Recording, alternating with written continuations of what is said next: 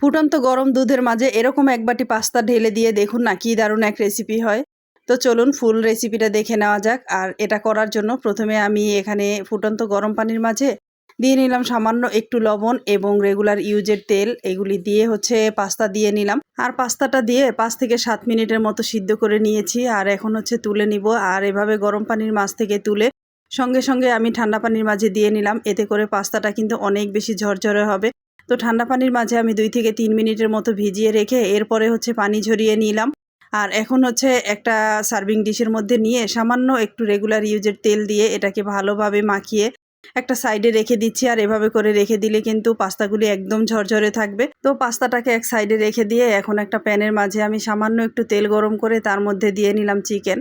এখানে বোনলেস চিকেনকে প্রথমে সিদ্ধ করে নিয়েছি। আর সিদ্ধ করার পরে একদম ঝুরি ঝুরি করে নিয়েছি। সেই চিকেনটাকে এখানে তেলের মাঝে আমি ভেজে নিচ্ছি। এই জাস্ট 1 থেকে 1.5 মিনিটের মতো চিকেনটা ভেজে নিয়ে এখন বাকি মশলাগুলি অ্যাড করে নিচ্ছি। এখানে দিলাম 1/2 টি-স্পুন কালো গোলমরিচের গুঁড়া, দিলাম 1/3 কাপ পরিমাণ টমেটো সস এবং দেব 1.5 টেবিল চামচের মতো সয়া সস।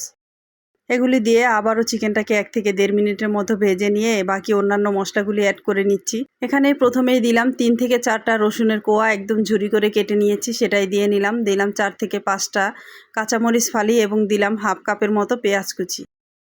এগুলো দিয়ে আবারও একটু ভালোভাবে নেড়ে চেড়ে নিচ্ছি। আর এই পর্যায়ে সবজি অ্যাড করে নিব।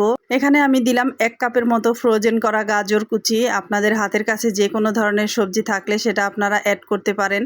তো আমার ফ্রোজেন করা গাজর ছিল, সেটাই আমি অ্যাড করে নিলাম। আর গাজর কুচিটা দিয়ে আবারও ভালোভাবে নেড়ে চেড়ে অপেক্ষা করব একটু সবজিটা নরম হয়ে আসা পর্যন্ত। আর এ পর্যায়ে দিয়ে নিচ্ছি পাস্তার সঙ্গে যে ম্যাজিক মশলাগুলি থাকে না, তারই 1 প্যাকেট এখানে দিয়ে নিলাম এবং সঙ্গে আরও দিচ্ছি 1 টেবিল চামচ পরিমাণ চিনি এবং স্বাদমতো লবণ। এখানে যেহেতু সয়া সস দেওয়া হয়েছে তাই লবণের পরিমাণটা একটু বুঝে দিবেন। তো সব মশলা দেওয়া হয়ে গেলে এগুলোকে ভালোভাবে নেড়ে চেড়ে মিশিয়ে নিচ্ছি। আর সবজিটাকে পুরোপুরি বয়েলড করব না, যেন একটু ক্রাঞ্চি থাকে সেইভাবে আরও 1 থেকে 1.5 মিনিট মতো রান্না করে এটাকে নামিয়ে সাইডে রেখে দিলাম। আর এখন অন্য আর একটা প্যানের মাঝে আমি নিয়ে নিচ্ছি 1/2 লিটার পরিমাণ লিকুইড গরুর দুধ। দুধটাকে জাল করে নিব। যখন দুধে একদম পুরোপুরি বলক চলে আসবে এ পর্যায়ে আগে থেকে সিদ্ধ করে রাখা পাস্তাগুলি আমি এর মাঝে দিয়ে নিচ্ছি। দুধের মাঝে পাস্তাটা দিয়ে অপেক্ষা করব দুধটা ঘন হয়ে আসা পর্যন্ত। তো দুধটা যখন ঘন হয়ে আসবে এ পর্যায়ে এর মাঝে দিয়ে নিলাম 1 টি-স্পুন কালো গোলমরিচের গুঁড়া এবং স্বাদমতো লবণ। এটা দিয়ে ভালোভাবে পাস্তা এবং দুধের সঙ্গে মিশিয়ে নিচ্ছি। আর এটা মেশাতে মেশাতেই দেখা যাবে যে দুধটা অনেকটাই ঘন হয়ে আসছে। এই পর্যায়ে আগে থেকে ভেজে রাখা চিকেন এবং ভেজিটেবলগুলি আমি এর মাঝে অ্যাড করে দিচ্ছি। আর এটা দিয়ে আবারও ভালোভাবে পাস্তার সঙ্গে মিশিয়ে নিচ্ছি।